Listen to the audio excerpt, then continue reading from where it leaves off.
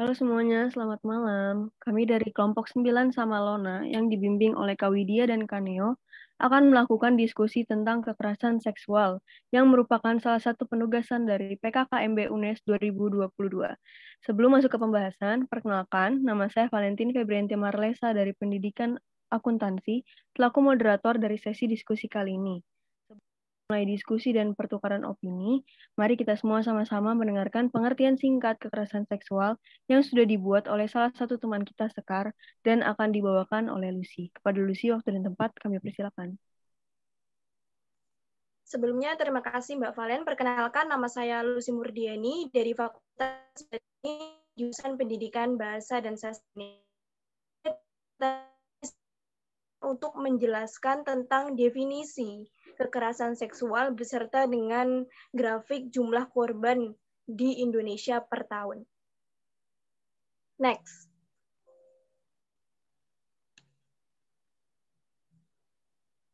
Untuk definisi kekerasan seksual sendiri, dilansir dari laman website Kemendikbud, kekerasan seksual adalah setiap perbuatan merendahkan, menghina, melecehkan, dan atau menyerang tubuh dan atau fungsi reproduksi seseorang karena ketimpangan relasi kuasa dan atau gender yang berakibat atau dapat berakibat penderitaan psikis dan atau fisik termasuk yang mengganggu kesehatan reproduksi seseorang dan hilang kesempatan melaksanakan pendidikan dengan aman dan optimal. Selanjutnya,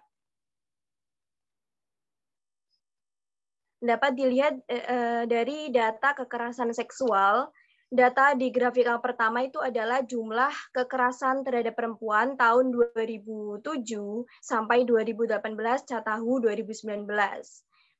Pada 2010, ini jumlahnya mencapai 105.103. Kemudian 2011 mengalami peningkatan sampai 2015. Kemudian 2016 mencapai penurunan. Kemudian 2017 mencapai 348.446 dan puncaknya di 2018 404.178 korban. Di grafik yang kedua itu ada data kekerasan berbasis gender cyber tahun 2017 sampai 2020, data dari Catahu 2020. Itu 2017 ada 16 korban, naik di 2018 97 korban, 2019 281 korban, dan puncaknya di 2020 itu ada 942 korban. Next. Berdasarkan jenisnya, kekerasan seksual ini dapat digolongkan sebagai berikut, yaitu yang pertama ada verbal, yang kedua fisik, yang ketiga non-fisik, dan yang keempat ada atau informasi dan komunikasi. Sekian dari Oke, baik. Terima kasih. Nah, tadi sudah dijelaskan secara singkat oleh Lucy ya. Dan sudah dijelaskan juga nih jenis-jenisnya. Nah, sekarang kita buka aja sesi opini kita pada hari ini. Kalau menurut teman-teman di sini, gimana nih contoh-contoh dari kekerasan seksual itu apa aja sih? Mungkin boleh ya kalau misalnya saya sebut nanti namanya perkenalan singkat dulu, lalu langsung dilontarkan saja opini teman-teman. Mungkin boleh kita mulai dari Aski. Kepada Aski, waktu dan tempat dipersilakan. Oke, thank you Valen. Oke, di sini perkenalkan teman-teman, saya Azki Muhammad Agustian dari Prodi Ilmu Geografi, dan berikut opini yang saya tahu dan sesuatu yang saya tahu tentang kekerasan seksual dan apa aja jenisnya. Yang salah satunya yang saya tahu itu tentang pemerkosaan. Nah, pemerkosaan ini merupakan jenis serangan seksual yang biasanya melibatkan hubungan seksual yang dilakukan terhadap seseorang dengan tanpa persetujuan. Jadi dengan pemaksaan gitu. Dilakukannya dengan pemaksaan si korban gitu. Dan perbuatan tersebut dapat dilakukan dengan kekerasan fisik, dengan cara pemaksaan, penyalahgunaan wewenang, atau terhadap orang yang tidak mampu memberikan persetujuan yang sah, seperti orang yang lumpuh, yang buta, yang tidak sadarkan diri, atau orang-orang lain yang mempunyai kekurangan. Dan yang saya tahu juga dampak dari kekerasan seksual ini dapat menyebabkan korban itu yang pertama itu merasa cemas pastinya. Merasa cemas, yang kedua merasa depresi, dan yang terakhir yang pasti mungkin setiap korban terima yaitu rasa trauma dari yang dilakukan oleh si pemerkosa itu. Ya, mungkin itu opini atau salah satu jenis kekerasan seksual yang saya tahu. Untuk itu terima kasih untuk waktunya. Saya kembalikan lagi ke Valen. Thank you. Baik, terima kasih Aski atas kesediaannya untuk mengutarakan opininya. Mungkin sekarang kita boleh langsung lanjut aja ya ke Faudi. Kita mau kenalan, lalu Faudi silakan boleh utarakan opininya. Silakan Faudi. Ya, terima kasih Valen. Perkenalkan, saya Faudi Rahmatriyadi dari Prodi Teknik Sipil. Hari ini saya akan beropini tentang kekerasan seksual, yaitu intimidasi seksual. Intimidasi seksual adalah tindakan yang menyerang seseorang yang dapat menimbulkan rasa takut dan gangguan psikis pada seseorang. Pada umumnya, korban pelecehan seksual atau kerap yang mengalami intimidasi seksual akan mendapatkan gangguan secara psikis yang dapat menghilangkan kepercayaan diri serta dapat menimbulkan rasa trauma. Itu saja yang saya tahu tentang intimidasi seksual. Terima kasih atas waktunya. Saya kembalikan kepada Valen. Oke, terima kasih Faudi. Selanjutnya kita mau dengar opini dari teman kita Asti. Kepada Asti, waktu dan tempat dipersilakan. Oke, terima kasih Valen atas waktunya. Sebelumnya, perkenalkan nama saya Asti Hanafi dari Prodi Pendidikan IPS. Menurut saya, kekerasan seksual ada beberapa jenis. Di antaranya yang saya ketahui adalah pelecehan seksual. Nah, pelecehan seksual itu sendiri adalah suatu tindakan yang tidak diharapkan, sehingga menyebabkan seseorang merasa tidak nyaman, merasa risih, dan terganggu, serta dilakukan dengan cara memaksakan sesuatu yang bersifat seksual. Penyebabnya seringkali diawali dengan pelaku yang merasa memiliki kekuasaan lebih terhadap korban dan keinginannya mencari kesempatan. Nah, pelaku pelecehan seksual sering menganggap hal ini itu sepele dan hanya sekedar guyonan. Padahal sebenarnya ini itu adalah masalah yang sangat serius. Terlebih lagi, kalau korban pelecehan seksual itu akan merasakan dampak pada fisik maupun psikis, dan itu tuh nggak mudah buat dihilangkan atau disembuhkan. Nah, ada beberapa cara untuk menghadapi pelecehan seksual bila udah terjadi nih, kayak melakukan tindakan yang bisa mencegah terjadinya pelecehan seksual itu sendiri, seperti memberitahu bahwa yang dikatakan tersebut itu nggak pantas untuk dibicarakan atau menjauh dari sumber kemungkinan pelecehan seksual terjadi. Pelecehan seksual itu juga bisa terjadi di mana aja loh, baik di lingkup pertemanan, tempat kerja, tempat kuliah, dan dimanapun kita berada. Jadi kita harus tetap waspada. Terima kasih, itu saja yang dapat saya sampaikan. Saya kembalikan ke Valen. Baik, terima kasih Asti. Aku setuju banget nih kalau pelecehan seksual itu bisa terjadi di mana saja dan biasanya khususnya di lingkup pertemanan itu pelakunya berlindung di balik kata guyonan. Kita sebagai generasi terpelajar harus bisa lebih peka terhadap sesama dan menciptakan lingkungan yang aman dan nyaman bagi rakyat ya. Oke, terima kasih. Selanjutnya mungkin kita bisa dengar nih dari teman kita Muflika. Silakan Muflika. Oke, makasih Valen waktunya. Perkenalkan, nama aku Muflika Citra Utami dari Pendidikan Bahasa Arab. Oke. Di sini aku menyampaikan opini aku tentang kekerasan seksual.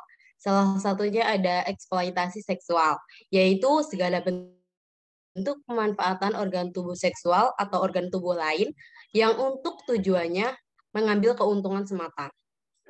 Nah, pada eksploitasi seksual ini paling populer adalah eksploitasi seksual anak yang sering kita sebut dengan SK.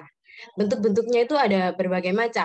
Yang pertama ada pornografi anak, prostitusi anak, perkawinan anak untuk tujuan seksual, perdagangan anak untuk tujuan seksual, dan eksploitasi anak itu menimbulkan dampak yang negatif. Yang Pertama ada terhadap fisik. Pada kondisi fisik menimbulkan luka pada anak tersebut. Dan pada kondisi psikologis dapat menimbulkan depresi, rasa bersalah, dan dapat menyebabkan anak itu bunuh diri. Nah, mungkin itu saja Valen yang dapat aku sampaikan. Terima kasih. Oke, terima kasih banyak Muflika. Selanjutnya kita mau kenalan dan ngobrol-ngobrol nih sama Imelda. Silakan Imelda. Oke, terima kasih Valen. Sebelumnya, perkenalkan nama saya Imelda Lelan Syafina dari Prodi Pendidikan Fisika. Jadi, salah satu jenis kekerasan seksual yang aku ketahui itu prostitusi paksa. Itu termasuk ke dalam kekerasan seksual, juga termasuk ke dalam perdagangan manusia. Biasanya, korban diminta dan dipaksa untuk menandatangani kontrak yang berisi persetujuan untuk menjual tubuhnya pada Nah, di sini aku dapat data dari internet nih. Menurut kantor PBB, urusan obat-obatan dan kejahatan, 72% korban perdagangan manusia di dunia adalah perempuan dan remaja putri. Dalam kasus-kasus yang melibatkan perempuan, 83% terkait eksploitasi, 13% kerja paksa, dan 4% untuk tujuan lain. Ternyata korban prostitusi paksa ini bukan cuma perempuan loh. Ada juga korban laki-laki yang jumlahnya tidak lebih banyak dari perempuan, yaitu 82% diperdagangkan untuk kerja paksa, 10% eksploitasi seksual, 1% untuk penjualan organ, dan 7% untuk tujuan lain. Mungkin dari saya segitu aja. Waktu dan tempat saya kembalikan lagi ke Valen. Terima kasih. Terima kasih Imelda. Benar banget nih kata Imelda bahwa korban kekerasan seksual walaupun memang mayoritas adalah seorang perempuan, tapi nggak menutup kemungkinan bahwa laki-laki juga sama-sama bisa menjadi korban. Terima kasih. Selanjutnya kita mau sama-sama dengar dari Alia. Silakan Alia. Oke, terima kasih Valen. Sebelumnya perkenalkan nama aku Alia Aulia Rahma dari Prodi Pendidikan Akuntansi. Salah satu kekerasan seksual yang saya ketahui yaitu ada perbudakan seksual. Menurut KBBI, budak itu adalah kesuruhan raja. Jadi, perbudakan seksual adalah kondisi di mana seseorang disuruh secara paksa untuk melakukan kegiatan seksual. Kemudian di sisi lain juga perbudakan seksual itu mencakup situasi di mana perempuan dewasa atau bahkan anak-anak dipaksa untuk menikah atau memberi pelayanan rumah tangga yang melibatkan kegiatan seksual secara paksa. Seperti yang kita ketahui juga, dahulu kan Indonesia dijajah oleh Jepang. Nah, pada masa itu banyak tuh wanita pribumi yang dijadikan budak untuk memenuhi kebutuhan seks para prajurit Jepang. Apabila wanita pribumi tersebut menolak, akan diasingkan bahkan akan dibunuh oleh para prajurit. Begitu aja opini dari saya. Terima kasih. Oke, terima kasih Alia. Benar banget kata Alia dari dulu ya. Karena kita masih maba nih, mungkin masih fresh otaknya tentang pelajaran SMA ya. Benar banget.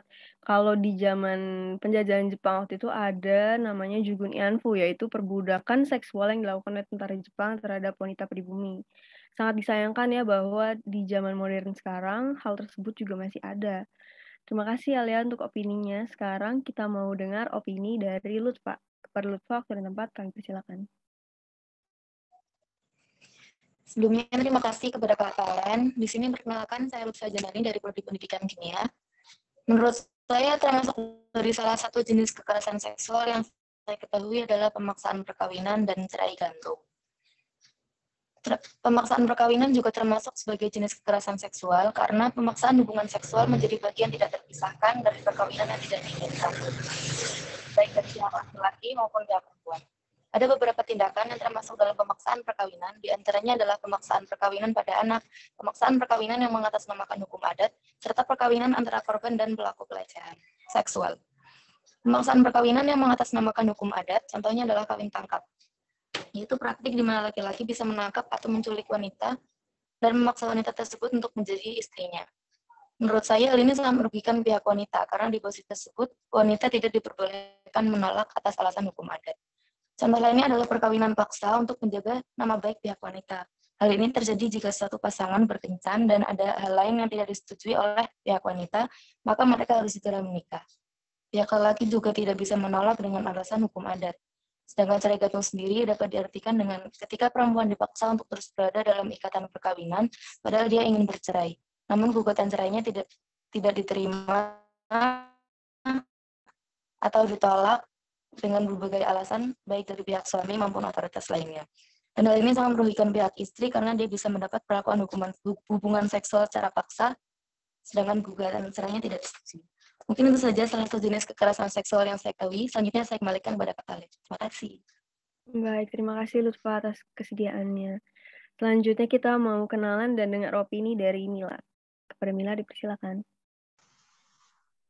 Oke, makasih ya Valen. Sebelumnya perkenalkan dulu, nama aku Jili Mila Azari dari Prodi Pendidikan Bahasa dan Sastra Indonesia. Aku akan nyampaikan salah satu opini aku tentang kekerasan seksual. Nah, yang aku tahu dari kekerasan seksual itu salah satunya adalah pemaksaan kehamilan. Yang dimaksud pemaksaan kehamilan itu sendiri adalah suatu kondisi ketika perempuan dipaksa dengan kekerasan maupun ancaman kekerasan untuk melanjutkan kehamilan yang tidak dia kehendaki. Selain itu juga, ketika suami menghalangi istrinya untuk menggunakan kontrasepsi, sehingga perempuan itu tidak dapat mengatur jarak kehamilannya. Pemaksaan kehamilan ini berbeda dimensi jika dibandingkan dengan kejahatan terhadap kemanusiaan. Terus contoh pemaksaan kehamilan ini tuh perempuan korban perkosaan dan suami yang melarang istrinya untuk menggunakan kontrasepsi. Segitu dulu opini dari aku kembaliin lagi ke Valen. Oke, terima kasih Mila atas opininya. Kita sekarang mau dengar opini dari Feni. Silakan Feni. Baik, terima kasih Valen atas waktunya. Sebelumnya perkenalkan, nama saya Feni Amanda Primasari dari Prodi Pendidikan Bahasa dan Sastra Indonesia. Pada kesempatan kali ini, saya akan menyampaikan sedikit opini saya mengenai pemaksaan aborsi. Pada dasarnya, aborsi merupakan suatu tindakan menggugurkan kandungan untuk mengakhiri kehamilan. Menurut saya, tindakan ini merupakan tindakan yang bersifat ilegal untuk dilakukan. Banyak sekali kasus yang terjadi di Indonesia mengenai hal ini, di mana para perempuan yang menjadi korban kekerasan seksual seringkali dipaksa untuk melakukan tindakan aborsi. Jika dilihat dari sudut pandang saya, ada beberapa alasan yang menyebabkan hal itu dapat terjadi, yaitu diantaranya yang pertama, karena adanya hamil di luar nikah, yang kedua, karena adanya ketidakmampuan dalam hal ekonomi, yang kedua, karena kurangnya support atau dukungan dari pihak keluarga, dan yang keempat, karena adanya masalah dengan pasangannya. Banyak pihak, termasuk dari Komnas Perempuan dan juga ICCR atau Institute for Criminal Justice Reform, yang mendorong agar tindakan pemaksaan aborsi ini dapat diatur dalam rancangan Kitab Undang-Undang Hukum Pidana atau RKUHP, dengan tujuan agar para pelaku tindak pemaksaan aborsi ini dapat mempertanggungjawabkan jawabannya dan bisa mendapatkan sanksi atau hukuman yang setimpal dengan perbuatan yang telah dilakukan. Mengapa demikian? Karena undang-undang yang ada selama ini, pihak perempuanlah yang selalu dipandang sebagai subjek utama pelaku tindakan aborsi. Sedangkan di sisi lain, perempuan sebagai korban pemaksaan tindakan aborsi masih jarang untuk diperbincangkan maupun dibahas. Cukup sekian opini yang dapat saya sampaikan. Untuk waktu dan tempatnya, saya persilakan lagi ke Valen. Terima kasih. Oke, aku setuju banget nih sama Feni, karena di dalam kasus ini terlalu menitik beratkan kepada perempuan. Padahal pelaku dari kehamilan yang akhirnya berujung pemaksaan aborsi ini lebih dapat spotlight ya dibanding wanita yang menjadi korban. Terima kasih sebelumnya Feni untuk opininya. Sekarang kita mau langsung lanjut aja dengan perkenalan dan opini dari Carina. Silakan. Oke, terima kasih atas waktu yang diberikan. Halo semuanya, perkenalkan nama saya Carina Nurlaili dari Prodi Bimbingan dan Konseling. Salah satu kekerasan seksual menurutku itu pemaksaan. Kayak memaksa tidak mau menggunakan kondom saat berhubungan, padahal kan pada umumnya kondom cukup efektif untuk mencegah kehamilan. Nah, jika digunakan secara tepat dan menggunakan volume yang benar, kondom efektif mencegah kehamilan hingga 98%. Jadi kondom itu enggak 100% mencegah kehamilan. Resiko kehamilan masih tetap ada meski hubungan intim dilakukan dengan kondom. Selain mencegah kehamilan, menggunakan kondom berarti mencegah tertular penyakit kelamin yang berbahaya yang bisa ditularkan melalui hubungan intim seperti penyakit sifilis, herpes, chlamydia, gonore, HIV, dan beberapa penyakit lainnya. Terus yang kedua itu pemaksaan kontrasepsi dan sterilisasi. Padahal kan berdasarkan dokumen RUU TPKS nih, pemaksaan kontrasepsi dan sterilisasi menjadi 2 di antara 9 jenis tindak pidana kekerasan seksual yang diatur dalam undang-undang. Merujuk undang-undang tersebut, seseorang yang memaksa orang lain menggunakan alat kontrasepsi hingga menyebabkan orang itu kehilangan fungsi reproduksinya sementara waktu dapat dikenakan pidana penjara maksimal 5 tahun dan denda 50 juta. Itu aja sih opini aku. Terima kasih atas waktu yang diberikan. Aku kembalikan ke Valen. Oke, terima kasih Carina. Kita langsung lanjut aja mau dengar dari Amelia. Silakan Amelia. Baik, terima kasih Valen atas waktunya. Sebelumnya perkenalkan, nama saya Amelia Elena Chandra dari jurusan Pendidikan Guru Sekolah Dasar. Opini saya, menurut kekerasan seksual itu ada banyak jenisnya, yaitu ada penyiksaan seksual. Jadi menurut saya penyiksaan seksual adalah setiap perbuatan merendahkan, menghina, melecehkan, atau menyerang tubuh dan fungsi reproduksi seseorang. Karena ketimpangan relasi kuasa gender yang dapat berakibat penderitaan psikis dan fisik termasuk yang mengganggu kesehatan reproduksi seseorang. Seperti contohnya yang kita ketahui yaitu yang pertama ada berperilaku atau mengutarakan ujaran yang mendiskriminasikan atau melecehkan penampilan fisik, tubuh ataupun identitas gender orang lain. Semisalnya lelucon seksi, siulan, dan memandang bagian tubuh orang lain. Yang kedua, menyentuh, mengusap, meraba, memegang, dan menggosok bagian tubuh pada area pribadi seseorang. Yang ketiga, mengirim lelucon foto, video, audio, atau materi lainnya yang bernuansa seksual tanpa persetujuan penerimanya dan meskipun penerima materi sudah menegur pelaku. Yang keempat, menguntil, mengambil, dan menyebarkan informasi pribadi termasuk gambar seseorang tanpa persetujuan orang tersebut. Yang kelima, memberi hukuman atau perintah yang bernuansa seksual kepada orang lain. Mungkin cuma segitu aja opini dari saya. Terima kasih, Valen. Baik, terima kasih Amelia. Selanjutnya kita mau kenalan dan dengar opini dari Ika. Silakan Ika. Baik, terima kasih Valen. Halo semua, perkenalkan nama aku Ika Nisolanisa dari Prodi Pendidikan Teknik Elektro Fakultas Teknik. Jadi, jenis kekerasan seksual menurutku yaitu penghukuman tidak manusiawi dan bernuansa seksual. Dari berita yang aku dengar, dalam 3 bulan terakhir ini ada 3 kasus penghukuman tidak manusiawi dan bernuansa seksual yang terjadi di Indonesia. Yang pertama ada kasus seorang istri di Tapanuli yang ditelanjangi dan diikat di atas pohon. Yang kedua ada seorang remaja perempuan yang di Sragen yang dihukum berjalan mengelilingi kampung dengan kondisi telanjang. Dan yang ketiga ada kasus seorang perempuan di Banda Aceh yang dihukum dimandikan warga dengan air comberan. Sangat disayangkan sekali bukan? Kasus penghukuman yang tidak manusiawi dan bernuansa seksual ini terus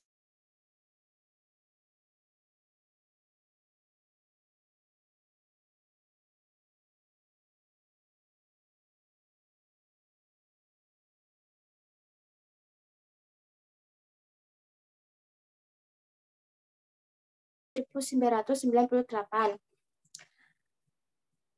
Aku sangat berharap Komnas Perempuan mampu mendesak pemerintah untuk mencegah tindak penghukuman yang tidak manusiawi dan bernuansa seksual kembali terulang di masa depan.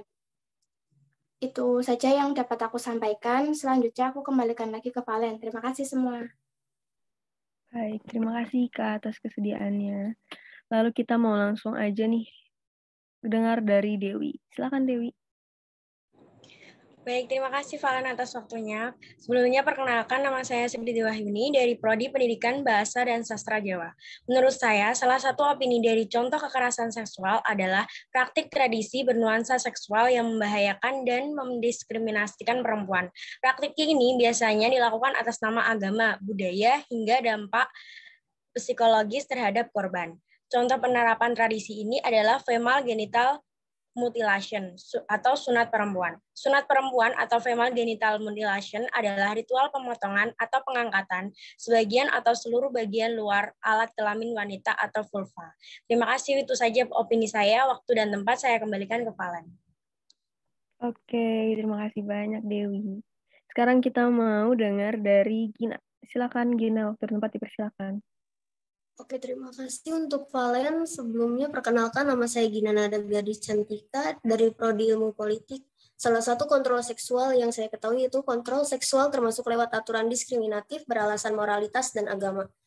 merupakan cara berpikir di dalam masyarakat yang menempatkan perempuan sebagai simbol moralitas komunitas, membedakan antara perempuan baik-baik dan perempuan nakal, dan menghakimi perempuan sebagai pemicu kekerasan seksual menjadi landasan upaya mengontrol seksual dan seksualitas perempuan. Kontrol seksual mencakup berbagai tindakan kekerasan maupun ancaman kekerasan secara langsung maupun tidak langsung untuk mengancam atau memaksa perempuan untuk menginternalisasi simbol-simbol tertentu yang dianggap pantas bagi perempuan baik-baik. Contohnya seperti kewajiban berbusana, jam malam, larangan berada di tempat tertentu pada jam tertentu, larangan berada di satu tempat bersama lawan jenis, serta aturan pornografi. Hanya itu yang saya ketahui, saya kembalikan kepada Valen. Baik, terima kasih teman-teman. Untuk jenis-jenisnya, aku rasa udah cukup lengkap nih yang teman-teman sebutin tadi. Sekarang aku mau tahu gimana sih pendapat tentang gimana cara kita harus menyikapi atau mencegah kekerasan seksual tersebut. Mungkin boleh kita dengar dari teman kita, Umi Nur. Silakan. Oke, terima kasih Valen. Perkenalkan, saya Umi Nurwaidah dari Prodi Pendidikan Akuntansi. Jadi dari penjelasan-penjelasan tersebut bisa disimpulkan bahwa mungkin mayoritas korban dari kekerasan seksual memang perempuan, namun laki-laki juga bisa saja menjadi korban. Kita semua juga harus bisa menjadi pendengar yang baik untuk para korban kekerasan seksual, tidak saling menyalahkan, karena kerap jika terjadi kasus pelecehan seksual, pakaian korbanlah yang disalahkan. Padahal yang disalahkan itu tindakan pelaku. Selain itu, kita juga harus bisa menciptakan lingkungan yang aman dan nyaman untuk masyarakat. Mungkin cuma itu saja yang bisa saya sampaikan. Terima kasih. Baik, terima kasih atas kehadirannya dalam penugasan kelompok hari ini. Semoga apa yang kita bahas hari ini dapat bermanfaat dan mengingatkan kita bahwa kekerasan seksual dapat terjadi di mana saja dan kapan saja.